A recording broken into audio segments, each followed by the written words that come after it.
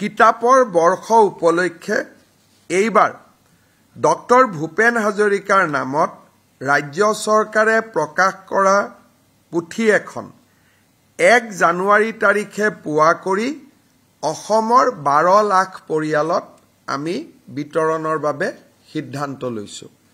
এই 12 লাখ পৰিয়াল মেইনলি চৰকাৰী শিক্ষক, পঞ্চায়তৰ প্ৰতিনিধি, এই ধৰণৰ যিখিনি আমাৰ এখন তালিকা আছে, তালিকা অনুসৰি 12 লাখ ঘৰত আমি ভূপেন হাজৰিকা দেৱৰ জীৱনীখন আমি প্ৰেৰণ কৰিম।